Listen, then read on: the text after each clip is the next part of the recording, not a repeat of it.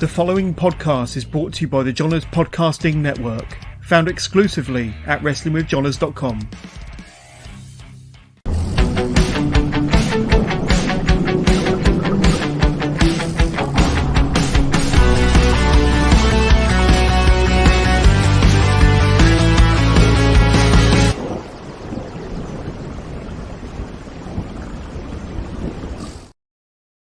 Hello and welcome to another live episode of Wrestling with Johners, episode 314. And today I've got another awesome guest, the current UBW Square One Champion, the Saviour Tony Sin. Tony, great to have you on the show. How you doing, my friend? Good evening. Yeah, I'm very well. How are you?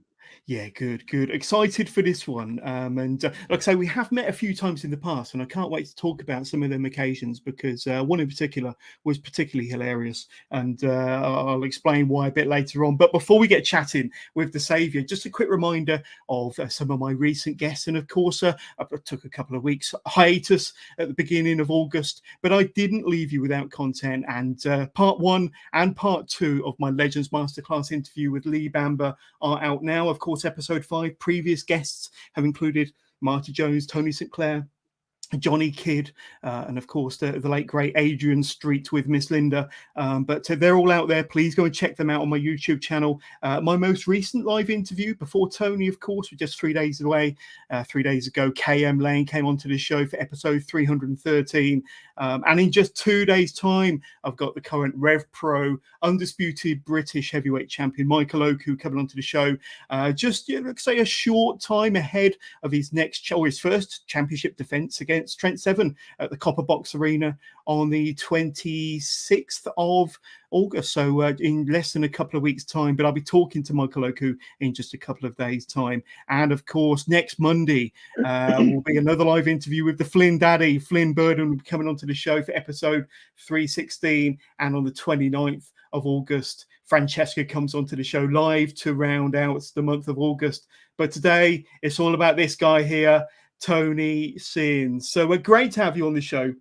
This has been a kind of an interview that's been a little while in the works, and I'll kind of elaborate more on that as the interview continues. But first of all, I want to talk about this. And there you are with the shiny belt there, the Square One Championship from UBW. Some more pictures here. There he is, the Saviour in all of his glory there, looking proud to be UBW Square One Champion. And I don't know if you realise, but you've just surpassed 6 months as champion. I think 189 days. So congratulations. How has the reign been so far? Because 2023 has been a good year for you.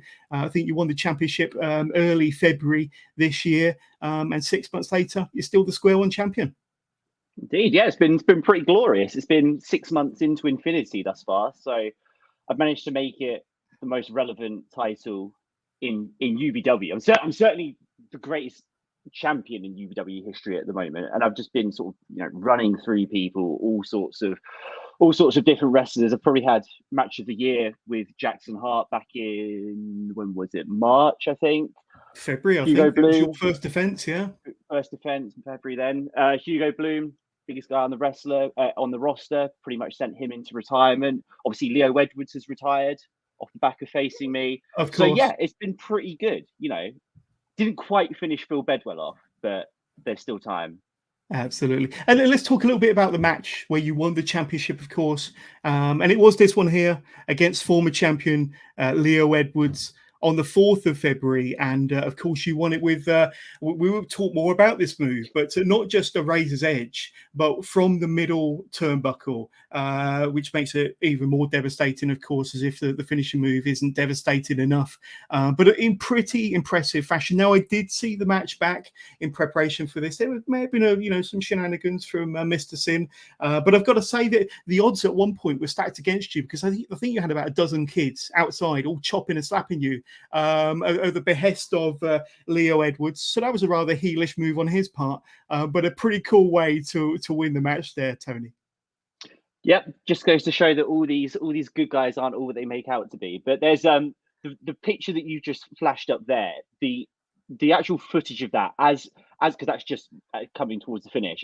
Yeah. As I pin him, if you zoom in, there's a kid in the front row. Obviously, the picture won't show it, but as the referee counts 3, you can see the kid just burst into tears, and it is marvelous. It's one of those ones, you know, in the Simpsons episode when I think it's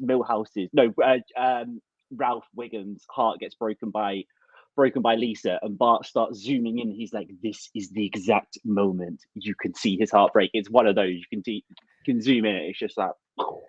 It's like UBW's equivalent of the angry Miz girl, who's just not happy that the Miz has just won the championship, and clearly that boy was not happy that Tony Sin had just become the new Square One Champion. But I mean, at the end, you cut a promo.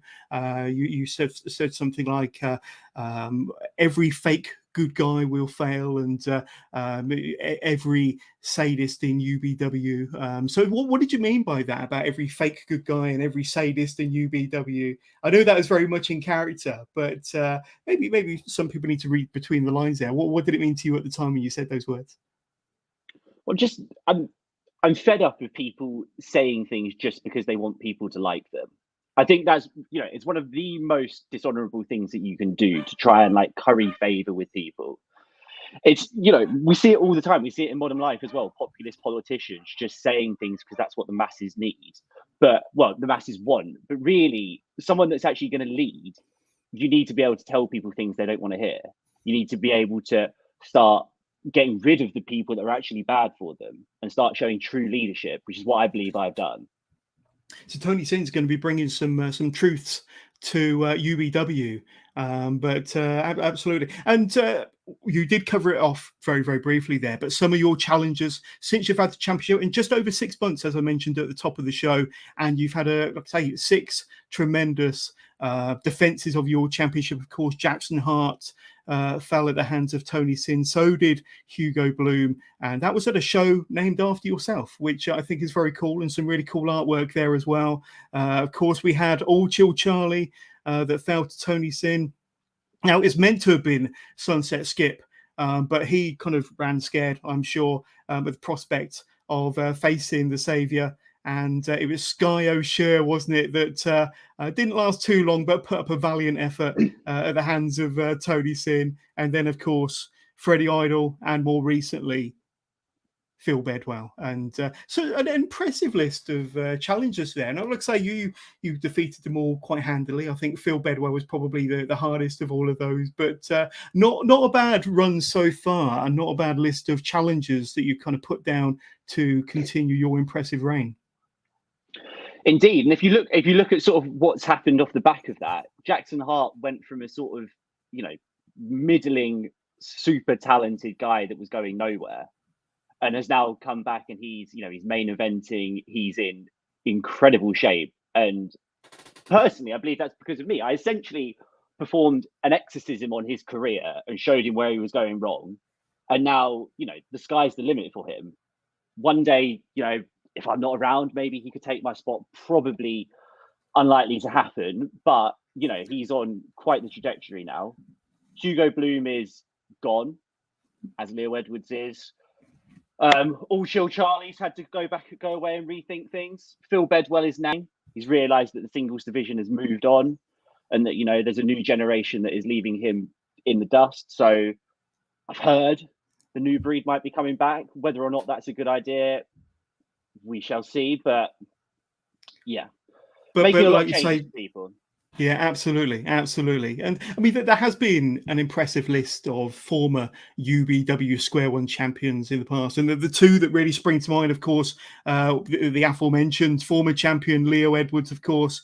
And this is kind of like a bit of a before and after photo here. But Adonis Payne, of course. And I think he is famed for having probably the most defenses. Leo Edwards had an 8-month reign. So 2 impressive champions there, and an impressive list of UBW Square One champions. As I said, where do you think you kind of rank amongst those at the moment then, Tony, and where do you think you will kind of end up when your reign ends, if it ever ends? Will it ever end?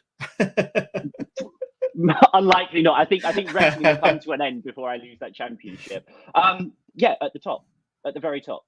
There's no question about it. I mean, if you look at the 2 champions you flashed up there, are essentially children compared to me. You know, this is where I've taken this. Leo Edwards, as you know, as charming and as boyish as he is essentially a child. And Adonis Payne, if you flash that up, this is actually quite an interesting, because on the left-hand side there, that's Adonis Payne before he started associating with Tony Sin. And then on the right-hand side, that is someone that is halfway towards a decent wrestler. Look at the tan, look at the size on him. That's what Tony Sin does to people. Absolutely. So I wonder what sort of effect you'll have on this next guy. But your next opponent, your next challenger, is going to be Josh Spicer, of course. And that's not too far away. That's also all-in weekend, Saturday, August the 26th, and for the Square One Championship. Now, Josh, like I say, he's had gold over his shoulder already this year. I think he's a former Young Lions champion, but going against yourself, looking to be crowned Square One champion against yourself.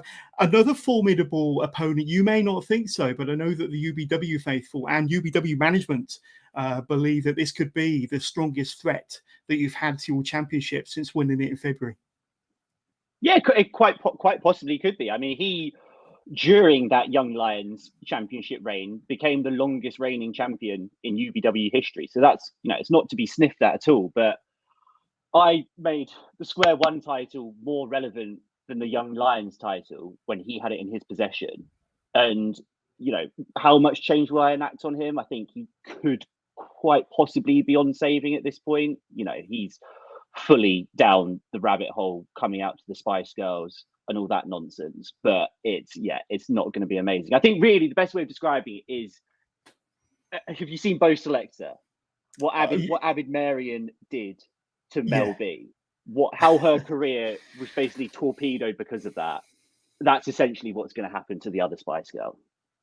Well, I know that I've got Josh lined up for September, so we'll see what he has to say. He could very well be, dare I say it, with my guest on the right-hand side, they could very well be the Square One Championship, but I'm sure Tony Sin will have a lot to say against that on August the 26th. And of course, that's going to be your next challenge, your next challenger against your championship. And then, of course, UBW celebrates its 10th anniversary just around the corner, September the 9th.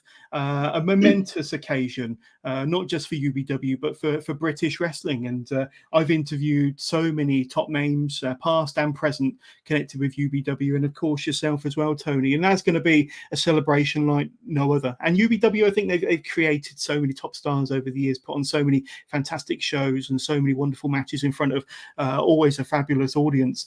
But I now correct me if I'm wrong, but I don't think the Saviour has been announced quite yet for the 10th anniversary. I'm guessing you hope to be there. I'm guessing that you hope to be defending your championship there. But I don't think it will be a 10th anniversary without the Saviour present.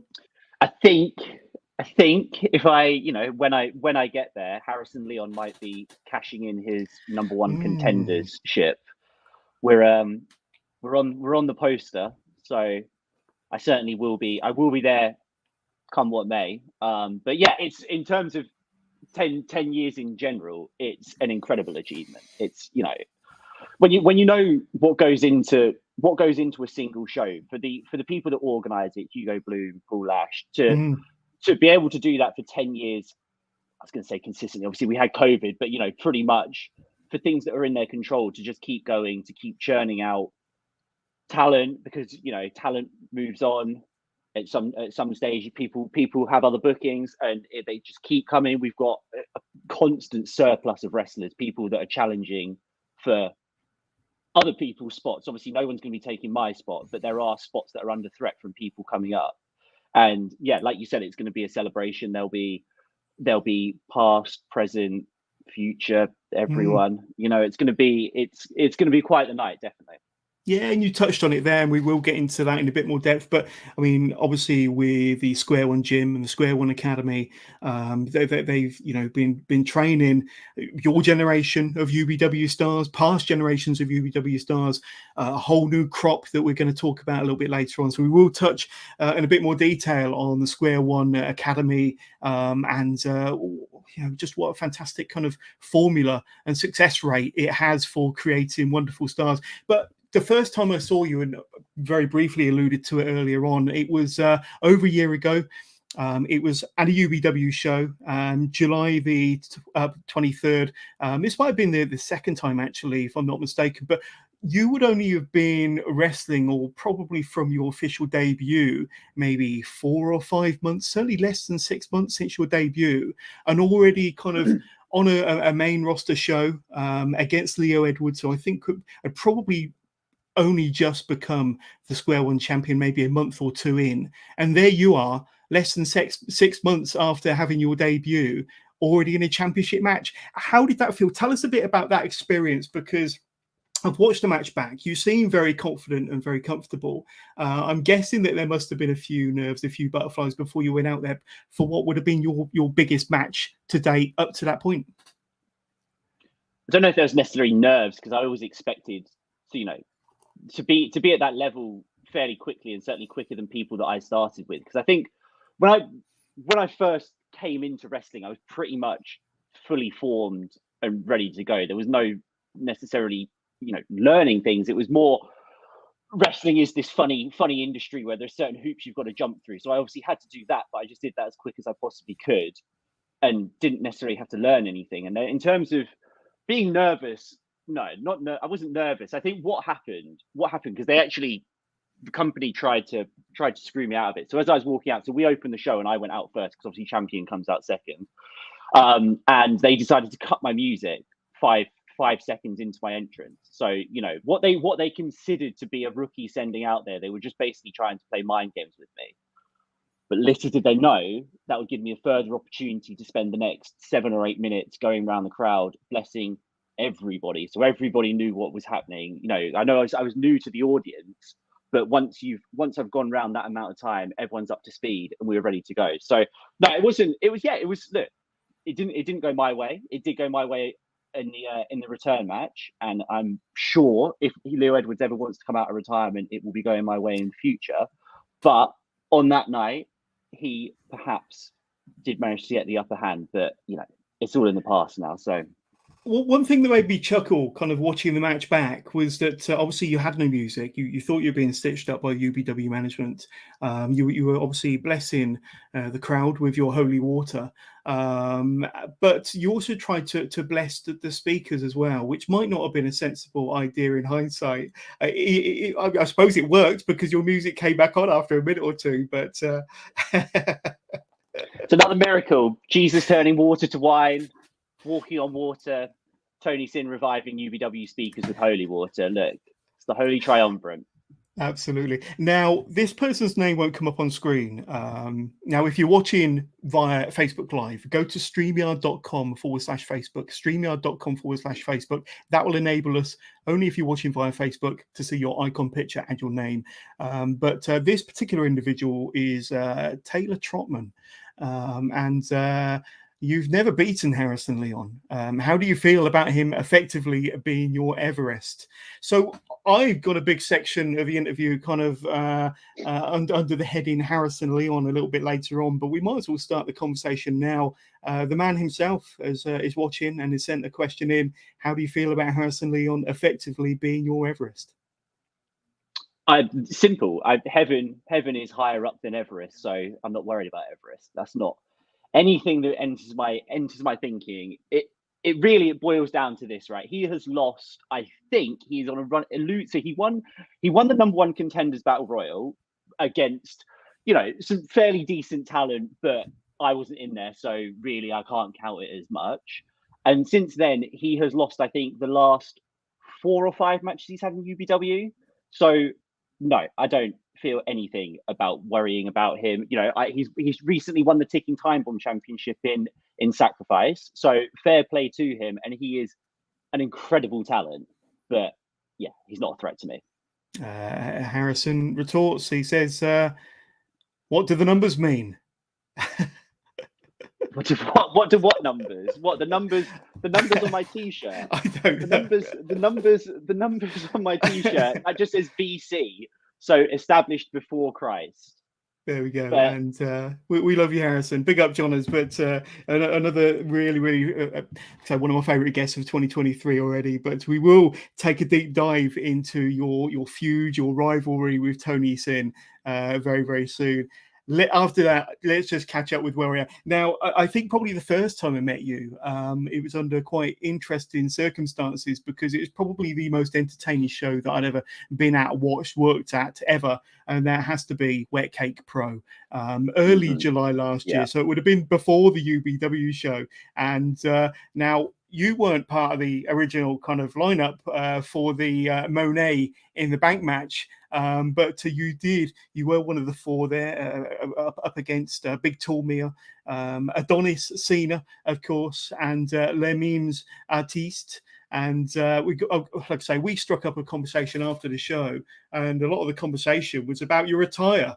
Now, we will talk more about kind of your current gear a little bit later on. But in a nutshell, I mean, that was a batshit crazy evening with some of the most entertaining matches and kind of run-ins, and some of you had Stone Cold ET, for crying out loud.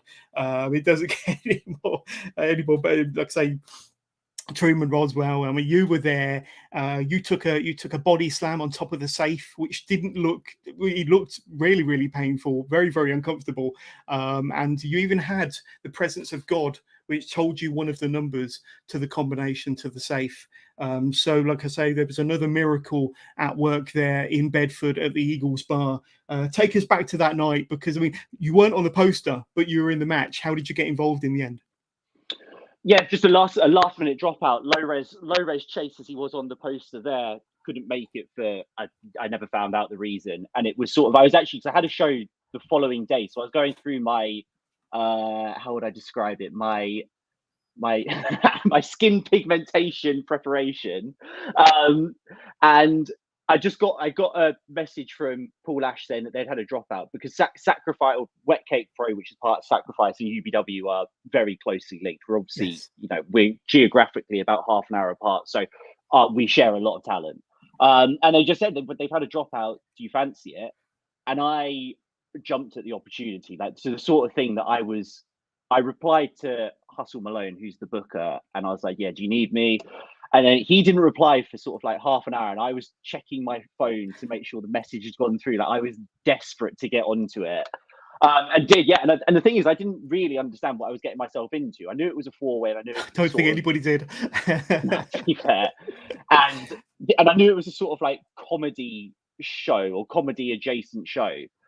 And yeah, and then I got there and realized what the matches were, and it was great. And it felt like because it was the first time I'd worked for anything other than my home promotion, and it was the first time that I turned up sort of, I found out what match I was having probably an hour and a half before the match. So to turn up and then just be able to sort of, go straight into it without having the preparation that I would say for the Josh Feister match or anything like that was really, was quite satisfying. It felt like a big leap forward. In terms of God getting involved in the match, it was nice to prove to the people that were there that he exists, and I'd much rather spread that word than the eventual winner got a less than realistic picture of the artist formerly known as Bobby Tyler. So what's more important, changing people's lives or a picture? And the slam on the safe was, it's a multi-man match, and you don't learn that in wrestling school. That's just whether you're just tough or you're not, basically. That's how it goes. Absolutely. But miracles were at play in Bedford that night. And let's talk about the attire, because you wrestled the whole match in the white priest's gown, however you would describe it, and the hat, it survived the entire match, being slammed on the safe and all. Tell us a bit about that gear, because I know that since then you've kind of switched up to the black gear, but is the white gear what you kind of used during kind of the first half of 2022 up to that point? No, so that was original. That was my original gear that I sort of, intended to wrestle in, and then the trunks. So I've always, any sort of proper match, quote unquote proper match, has always been in the gear. The sort of the Pope outfit is very much for special occasions, sort of more light-hearted occasions. And once I knew that what the Wet Cake show was, I knew that was going to be perfect for it, because you can sort of chop and change between the Tony Sin is still Tony Sin, but it's also a bit more visual, and it's a bit more sort of, it gets in the mood for things. Absolutely. Let's talk a little bit about the persona, the character of Tony Sin, and what he's all about, what he stands for. Because on the surface of things, he's not a very nice person, is he? He certainly struck me as being quite a dastardly heel. He cleanses fans as he comes out with his holy water sprinkler, or whatever the official name is of that thing. But whatever anybody might say, I think you've kind of developed, or you're developing into one of the top heels on the scene. Certainly, you walk out there with banter with the crowd, arrogance, and your followers or the druids and the attire. You've got this whole package going on with Tony Sin. But tell us a little bit about the origins of Tony Sin, because I know that UBW are famous for coming up with these wonderful kind of gimmicks or characters for their trainees. Was Tony Sin, or kind of what we know as Tony Sin, was that your brainchild or somebody else's? Yeah, no, of course it's about, it's not even a brainchild. It is me. It's not, there's no quote unquote character involved. It's more sort of the origin story is, have you heard of Jesus? You are aware of Jesus? Maybe. Right. Okay. I know there's a book, isn't there? There's a book that he wrote. Is that right? There is a book. Did he write a book? The part that the book conveniently misses out is that he had a twin, right? An evil twin who got banished. And that person went away and became Tony Sin. That's the origin story. And as far as, I don't know what the word uses, heel, I think if going out and cleansing people is seen as a bad act, then this world is without hope. You're throwing water at the fans, Tony. Come on. Holy water. Oh, okay. I'm cleansing them. I stand corrected. It's because so I know religion is sort of, on its way out. Society is what it is. But I do think children, they would probably benefit from being christened, right? And I feel like a lot of children and a lot of people in our crowds probably haven't been christened. And if they have been christened, they certainly haven't been baptized. So I'm just doing my bit to move them closer towards God. And if that's a bad act, then crucify me. There we go. And in case you're not sure what we're on about, it's a few pictures of Tony Sin. And like I say, he certainly has a presence all of his own when he steps through the curtain. And I don't think there's been a single match where Tony Sin hasn't been booed. Obviously, the light shining down on him there. but let's talk a bit more about the gear, because I think part of the package, part of the persona, part of the deal with Tony Sin is the awesome. Like I say, that you had the how did you describe that?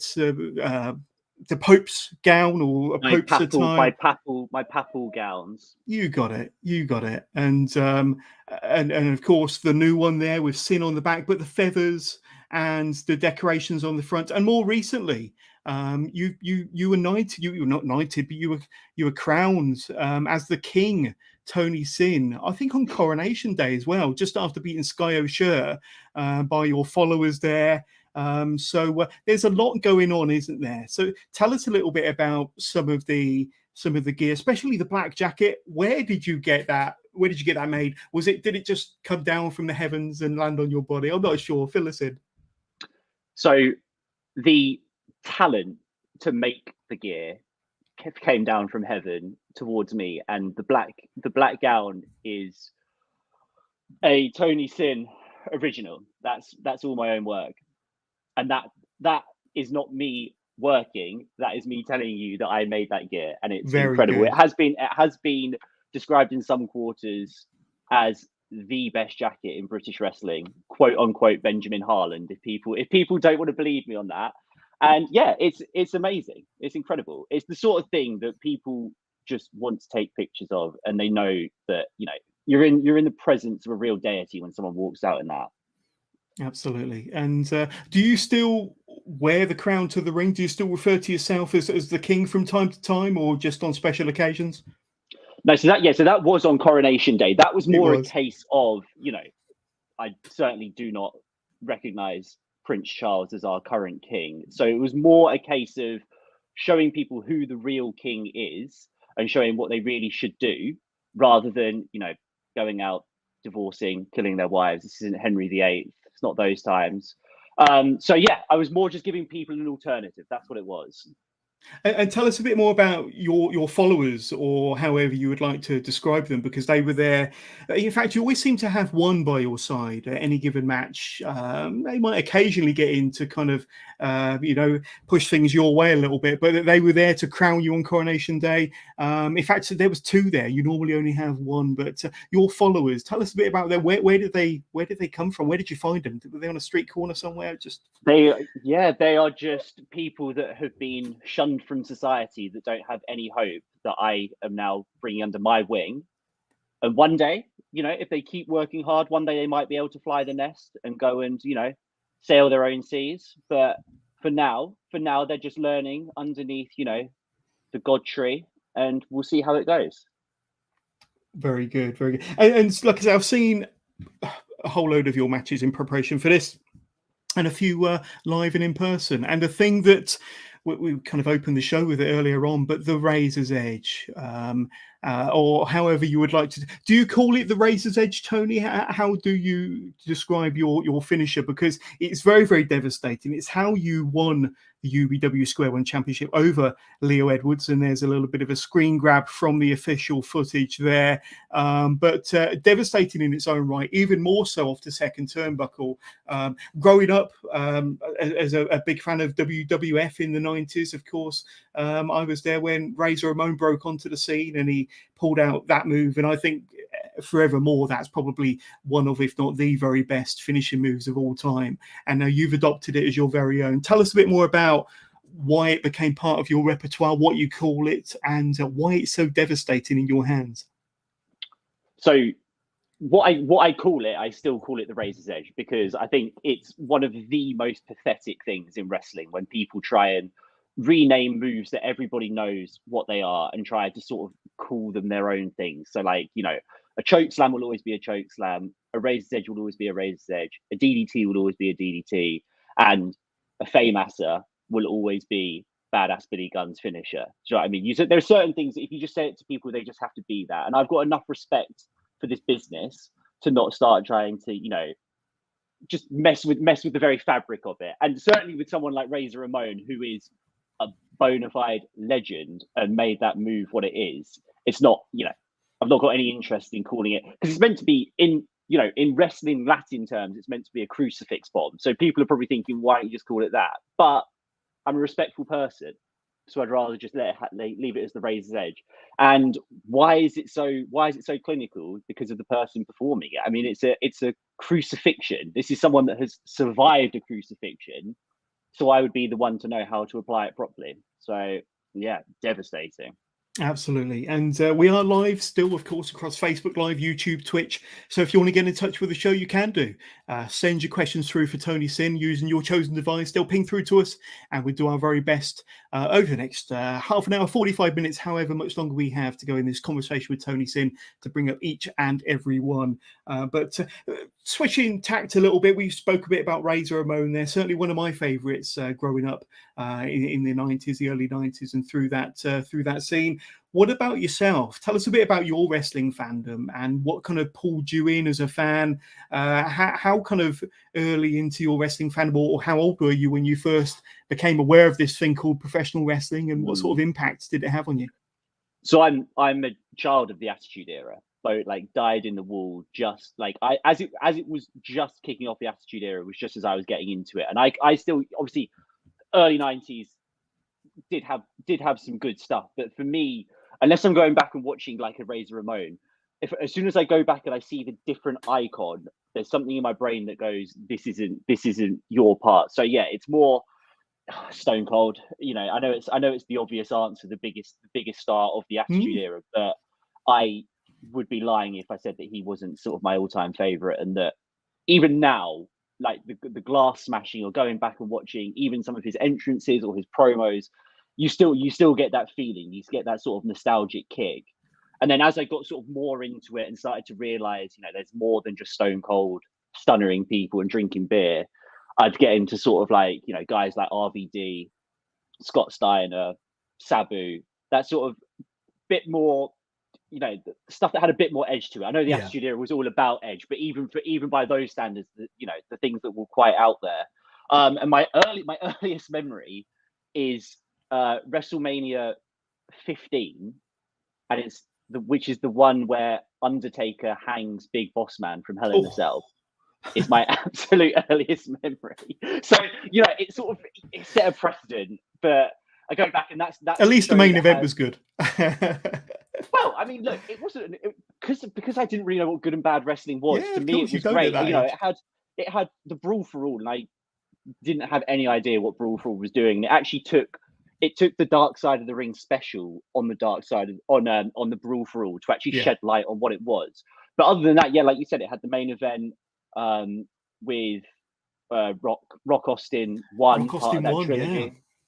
So I think they might have had the tag match between the New Age Outlaws versus Mick Foley and Terry Funk in that one as well. Was that the? Yeah, you're right. Yeah, but that was pretty. There were some good moments. But yeah, for sure. No, a good time to get into it as a fan, and to say I totally agree with Stone Cold. And like I say, I saw that whole rise of Steve Austin. I was a big fan of his. Like I say, going back to the early 90s in WCW when he was stunning Steve with the long blonde hair and the beautiful robes and the gowns, being part of the Dangerous Alliance. And then, yeah, like I say, I really kind of wanted him to get to the top of the industry, and he did it by his own means. But tell us a bit about how your wrestling fandom kind of evolved, and when did you first become aware of indie wrestling, or more importantly, British indie wrestling?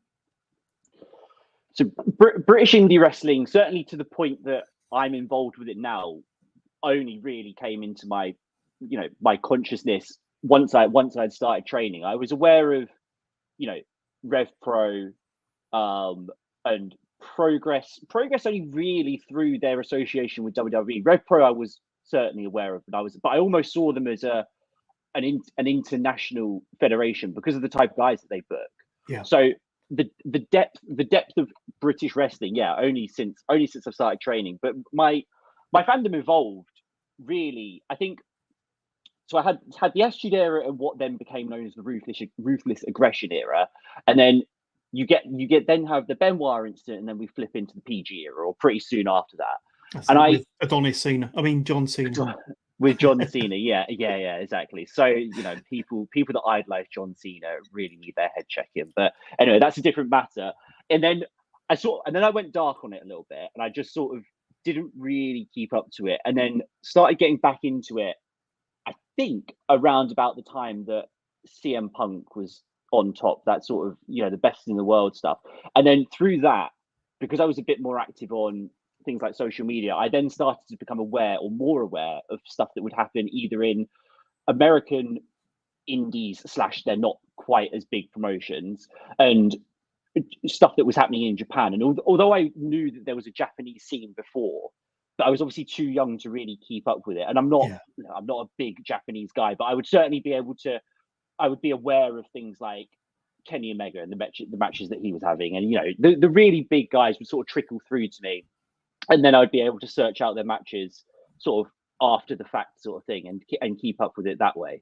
So it was, it's a real testament to the internet, what you can keep up with now. That's the way I would see it. And then it just evolved, and it sort of, and then once I started wrestling myself, you start to become aware of these people. But there's also, on the flip side, there are people that someone will say, "Oh, we're on a show with so and so." I'm not going to name names because it'd be disrespectful, and I would just and they would say it as if it's a massive deal, and I would just be like, "Who is that person? Like, I've never heard of them." But then I also feel myself nowadays, if I'm going to be on a show with like a guy that I quite admire in British wrestling, I'm really excited to do it. But if I turned around to my friends that are the most casual wrestling fans, they would have no idea who it is. So it works both ways.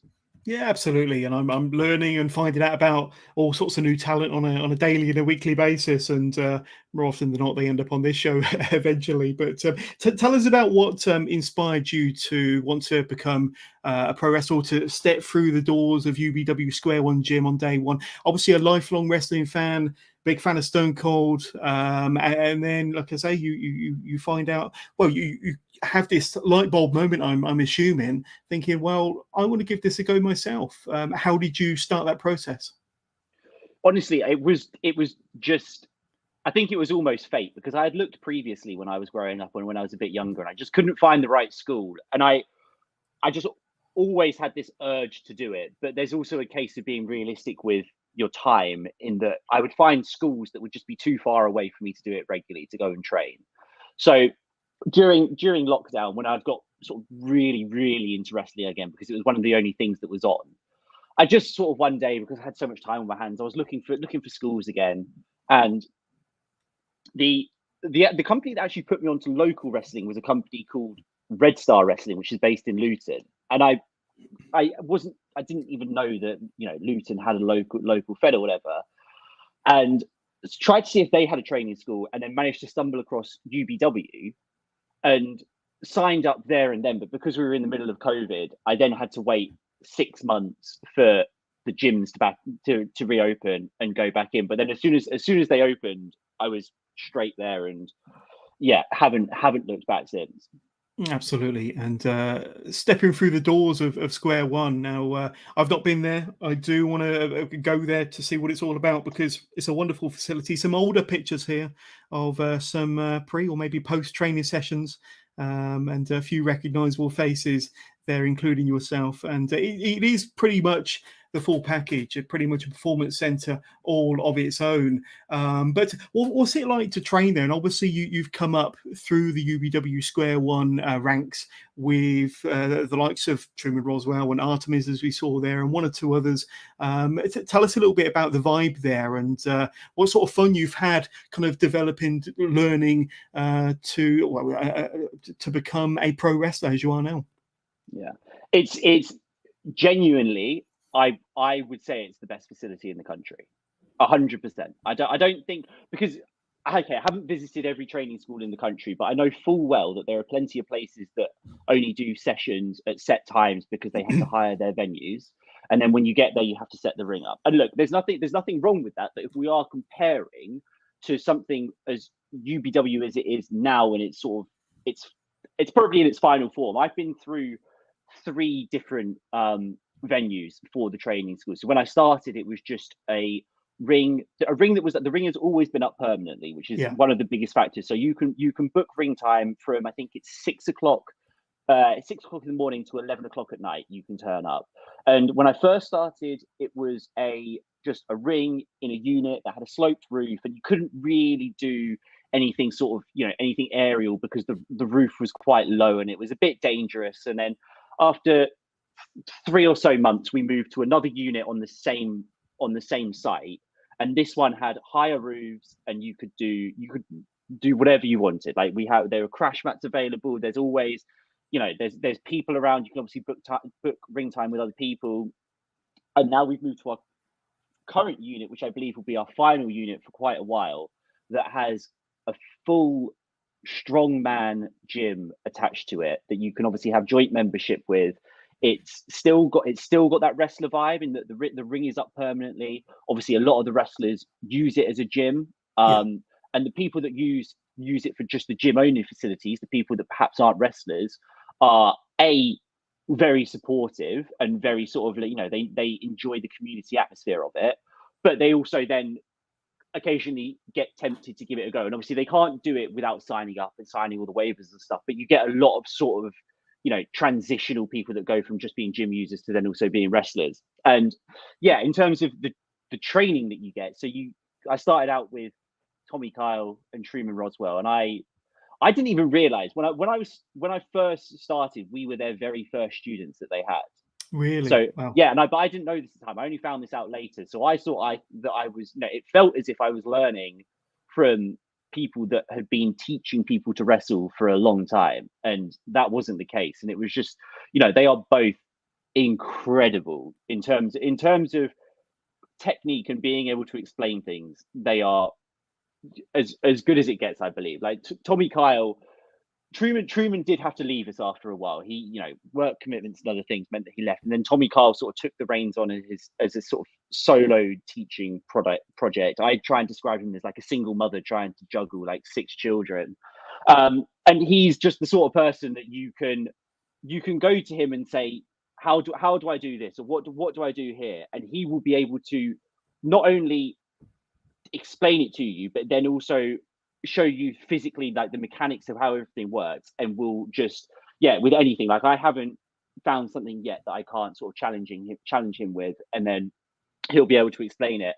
And then after that, they sort of do the the sort of foundational learning, sort of your fundamentals, and then the route of progression is that you then start going to what's called the breeding ground with Paul Ash, and he will sort of smooth out your edges and start to turn you into a proper show ready wrestler. Now obviously this is the normal path for a lot of people. Like I said a while ago, I was sort of going to these sessions quite close to my final form already. Well, tell us a bit about that, then, because I mean, did you have a sporting background? How come you felt that you were nearly fully formed, nearly ready as soon as you got there, or your progression was quicker than most?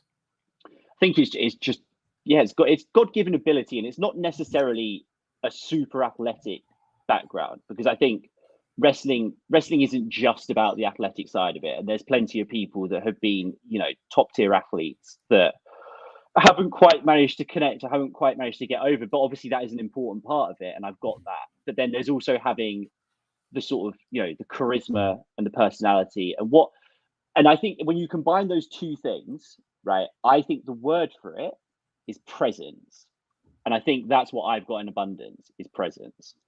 There we go. I'm pretty sure I used that word in conjunction with yourself earlier on. And would I be right in thinking that your very first match at the start, or very early into 2022, was against Tommy Kyle? Am I correct in thinking that? It was indeed. It was student versus teacher back in. How was that experience? And I think we spoke a little bit off camera, possibly about maybe about the nerves, if there were any. But you've obviously got this confidence, this presence about you. Use that word again. But take us back to that debut, because say Tommy Kyle, he certainly knows what he's doing. He's one of the best pros in the UK, massively underrated, coming back from a serious injury, and he'll be making his long-awaited return very soon, which we're all pleased about. But going in there against one of the best in the country, that must have been a little bit daunting.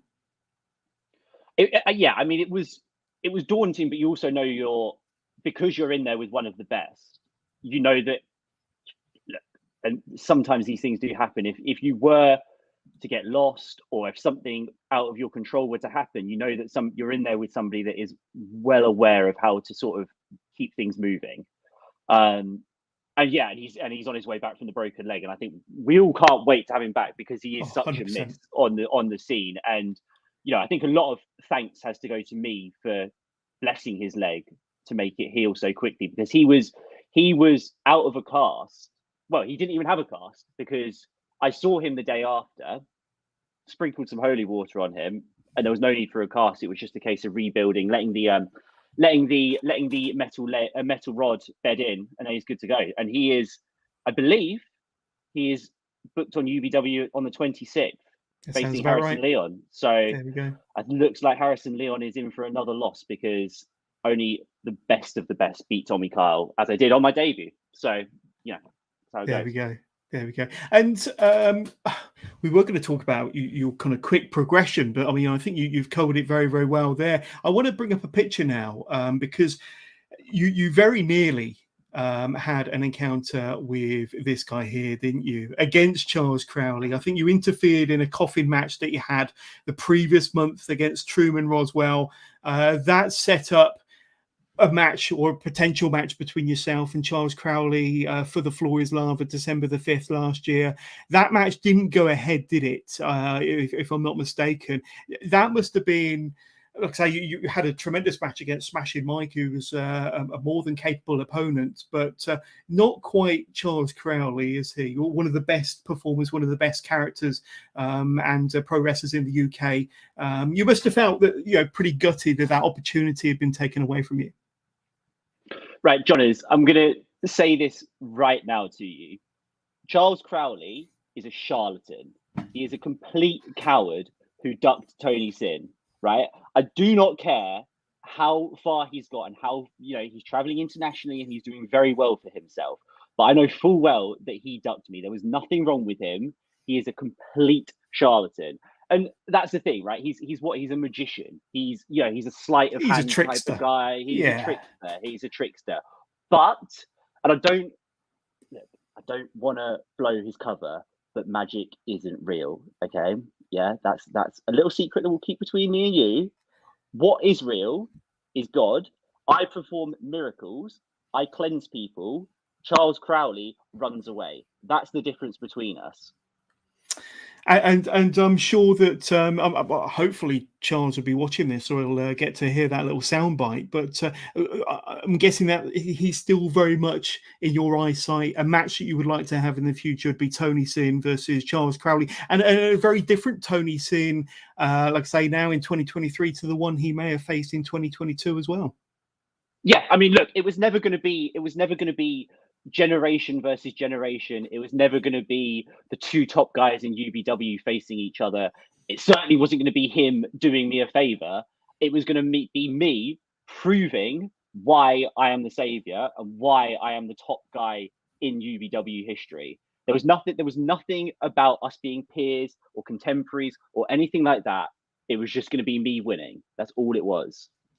There we go. Let's move on. And we spoke about earlier on, you got Paul Ash and Tommy Kyle and the fantastic team there that really do have this knack, this kind of formula. And I've spoken about it before on other shows when I've spoken to Paul and various UBW talents, that they just seem to kind of be able to develop the stars of today, the stars of tomorrow. I've got a picture that I've shown a few times on this show, and there's obviously Harrison Leon and yourself, maybe in better times, although you don't appear to be too close to be sandwiched in between Mr. Ash and Mr. Leon there. Of course, you got the Odyssey, Artemis, and Adonis Payne, or however he goes nowadays, and of course Josh Spicer on the very end there.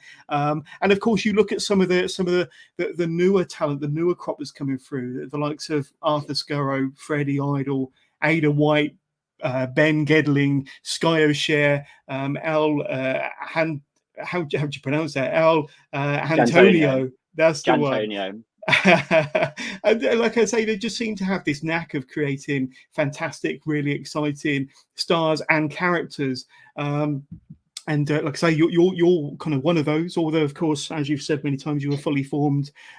This is not a character. This is not a gimmick. But UBW just seem to have this knack, don't they? They do. And it's all down to the facilities and the quality of coaching that's on offer and is sort of readily available, and there's no sort of, you're not constricted necessarily by times, because the classes are on so regularly, and like I said, there's so much ring time to be had, and also you've then got the likes of myself who are leading the way for this generation, so it actually shows people that in theory it can be done. Okay, if you've got the ability that I've got, then yeah, it can be done. But otherwise, people are going to have to work incredibly hard. There are guys that started at the same time, who haven't quite got to where I have. Yeah. Harrison Leon has, he's somewhere in my vicinity, and Artemis is doing incredibly well for herself. But yeah, going back to that picture, that is what's known as the five horsemen of UBW at the moment. This is the new generation. Despite, however, I would just like to say Adonis Payne and Josh Spicer were doing this well before COVID. So how they've somehow managed to wangle their way into being classed as my generation, I'm not quite sure, but that's a different matter. All sort of generations do need some people to be cannon fodder. So might as well be them. There we go. And you've it's been about a year and a half since you made your debut against Tommy Kyle, 6 months as the Square One champion. And like some of those that we just brought up in the photo, you've branched out to numerous promotions. Ignite, for example, which are kind of more, I think, more Essex or London-based. Sacrifice, of course, we'll talk more about Sacrifice in a moment. UBW United as well, a fantastic promotion that's been going for a few years out of Oxford there. And Tidal. Now, I think you're set for a match in Tidal, September the 9th, if I'm not mistaken. Will that be your debut for Tidal? Will indeed, yes. September the 3rd. Oh, right. I'm looking forward to it. They're a promotion that they've been around for a while, but they've sort of had a bit of a revamp, and they're now, they've got some incredible talent on there. So I'm really looking forward to that. The venue looks like a lot of fun. The owner, I'm really, really keen on the owner, so it should be good. And also, one of the promotions that you failed to mention, I've also worked for Wrestle Strong Dojo in Australia. Ah. So, yeah, spread the word down under. Tell us a bit about that then, because I was not aware of that, and obviously taking a bit of an excursion down under and wrestling outside of the UK, but nonetheless Australia. Quite an experience there. Tell us a bit more about it. I mean, Australians are just completely feral, so it took quite a lot of holy water to even bring them back to some sort of normality. But it was, it's a lot of fun. It's one of those. It was really what it was. It was a testament to what the wrestling community is and how welcoming it is, because you can sort of walk into. I think the idea of wrestling locker rooms being hostile isn't the case at all anymore. I think everyone, as long as you're not a complete twat, and not one of the fake spectacular twats like Mr. Crowley, if you are really a truly bad apple, then people will sort of they'll sniff you out fairly quickly. But anyone that's fairly decent and willing to work hard and put a shift in and not try and rock the boat too much, people are more than welcome to help. And there were guys there that have been doing this 20 years, saying how much they admired me. So it was a lot of fun. I'm hoping to get back there sometime as well. Absolutely amazing, absolutely amazing. And let's switch the subject to not wanting to upset my guest, but back to Harrison Leon. And of course, you guys have had a number of encounters, and of course, I think you had this match back last year in UBW, and of course, you've been plying your trade quite a bit for Sacrifice, and you faced Harrison Leon a couple of times in Sacrifice, and of course, the aforementioned match over in Ignite, part of their breakout division, and more recently back at Sacrifice, part of the ticking time bomb triple threat match as part of their 6th anniversary show. And like I say, you two, I think, are kind of rivals, bitter rivals. I think this is kind of this story between the two of you, this journey that the two of you have taken and are taking as rivals, is probably a story for the ages that may never end between the two of you. And of course, more recently, I think you were caught on CCTV at the Squared Circle Training Academy, where yourself and one of your followers, one of your druids, attacked Mr. Leon during a training session. Tell us a bit about this rivalry between the two of you, because I think it's probably the most heated feud that UBW have at the moment between two people that I think actually quite despise each other. Yeah. He started training probably 2 weeks after me, and from the second I laid eyes on him, I've just despised him. Because what it is with Harrison Leon that annoys me the most is that people think he's great, right? And he's incredibly talented. Do not get me wrong, right? He's got all the physical attributes that you could ever ask for, but he tries to be relatable with people. And this is the problem, because what he has and what makes him so good is unachievable for people, or for a lot of people, because they're just not going to be blessed with that size. And he is trying to make it. He's doing the whole say your prayers, take your vitamins, children, and one day you could be like Harrison Leon, but you can't. Okay, you can't be like Harrison Leon because you're not going to be 6'6". So why don't you try and take Tony Sin's advice, and that might be a bit more achievable? Because I am just an average man that has been blessed with incredible presence, but people don't want to hear that, because Harrison Leon goes out with a stupid smile on his face and does this silly little pose and takes pictures at the interval with them, asking what their name is and what do you do. There's nothing wrong with that at all. There's nothing wrong with that. It is disingenuous. That's what it is, and that's my problem with it, right? I see through Harrison Leon, and nobody else has quite yet. But it will happen, because he can't keep it up forever.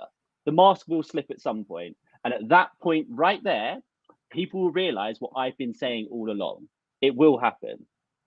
There we go. We will wait with bated breath as to when that match, that final match, the blow-off match between the two of them may happen. It could happen at the 10th anniversary of UBW. It could happen over the Square One Championship. But another thing that has really kind of taken my eye with yourself, and we've spoken about your persona, your presence, the gear, the character, the holy water.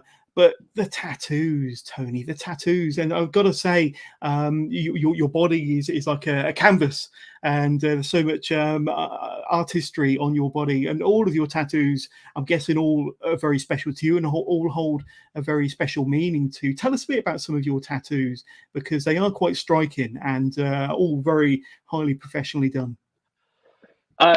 Yeah, I mean, look, I wouldn't say they're all sentimental tattoos. I think you get to a certain point with them that you're either trying to search for meaning. If you want all your tattoos to have meaning, at the end, at some point, you're gonna start just being like, oh, I like lamps, so therefore I'm gonna get a lamp on me. And it's just like it's not what I'm about. I've got a couple that do have meaning to me. I've got a couple that are, that once upon a time perhaps have more meaning than they do now, but that's how it goes. But yeah, there's I'd say the two that have the most meaning. I've got a portrait of my grandparents on my back on their wedding day, and then I've got a pin-up girl with the phrase "Wake up, Simon" underneath, which is for a good friend who once upon a time was in a coma, although he's now out of it. And the rest of them are just because I like them and because I think they look good. And yeah, and we're not stopping now. We're well underway. Yeah. Absolutely. What's the plan? Have you got any other tattoos booked in or planned for the near future? Yeah. But no, I've always got plans. And I'm not going to be, Alistair 6, who is probably the sort of the most, if we're talking per square inch on the body, he's probably the most covered in British wrestling. And they're great. Don't get me wrong. I really like his tattoos, but he's gone for the sort of big, massive pieces covering the whole body. Whereas I want to be more sort of like, I see myself as a collector more than anything. I want to get. Right. I don't have a tattoo artist that I'm necessarily loyal to, although I do go back for repeat sessions if I really like them. So it's more a case of a journey of going and trying out as many places as possible. I clearly do my due diligence. I don't just walk into a tattoo studio and be like, you look good. I obviously do look at their previous work, but I want to, use as many people as possible, try get not necessarily different styles, but different styles of the artwork. Most of my stuff is going to be, it's going to be black and gray, that sort of stuff, despite having a couple of color bits, but I think now I'm sort of set on the black and gray. And then it's just a case of just working through them. I've got sort of, I've planned so far in advance that I've got plans for tattoos that I'm gonna get when I'm 60.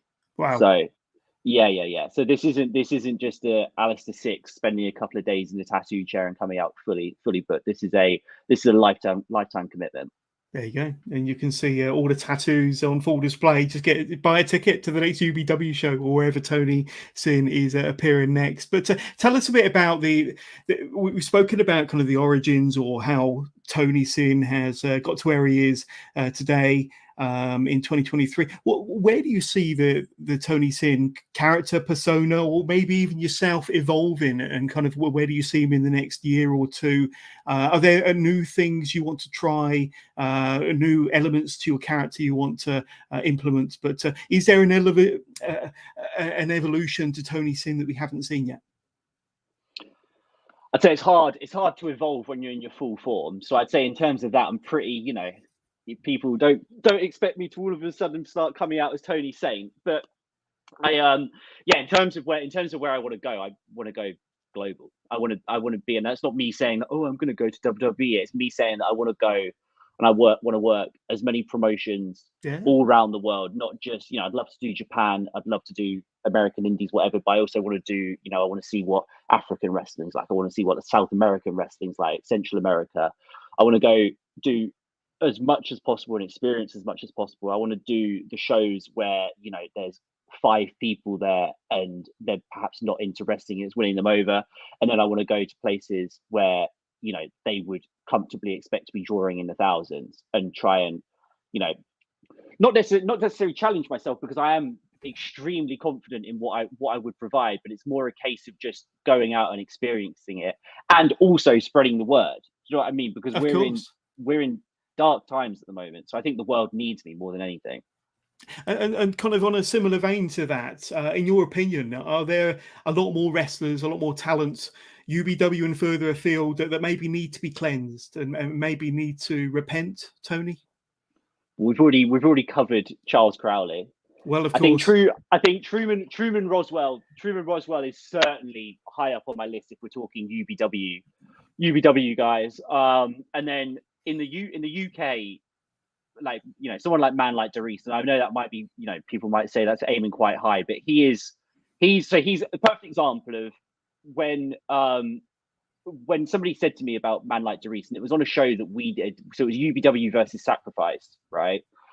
And before the show, he'd obviously laid his merch out, and I was just wandering around, and someone goes, "Oh my god, Man like Doris is on the show," and I was like, who the fuck is Man like Doris, sort of thing. They were like, "Oh, he's like this rapper wrestler guy," and I was sort of like, okay, fine. So it's like a John Cena type gimmick, and he actually opened the show. I think he had a double booking or whatever, and about 5 seconds in, I was completely sold on him. And obviously he's incredible in ring as well, but yeah, the entrance and the whole package, his whole presence, you know, I think we'd align very nicely.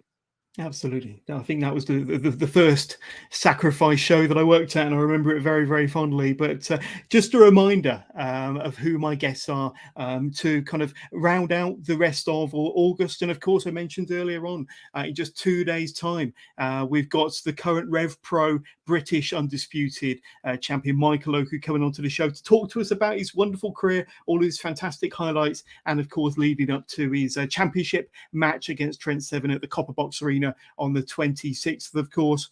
The following Monday, next Monday, I've got Flynn Burden coming onto the show for episode 316. And then, of course, to round out the month of August, I've got the wonderful ring announcer Francesca coming onto the Wrestling with Johners podcast. All of those and so much more live on the Wrestling with Johners podcast. Francesca joins me on the 29th. But Tony, before we say goodbye to yourself, before we say goodbye to the Saviour, for any of my listeners or viewers out there that want to get in touch, want to learn more about you, want to learn more about Tony Sin, maybe see some footage or some of your highlights, or just to maybe reach out and interact, where can they do so on social media, my friend? So Instagram, I'm at tony.sin.god, Facebook, tony.sin.god, and my Twitter is just Tony Sin God without the dots in between. Am I allowed to submit an early question for Francesca? Absolutely, yeah. Please go ahead. You've got her on. Can you ask her what she thinks gives her the right to have her promo picture taken in a church?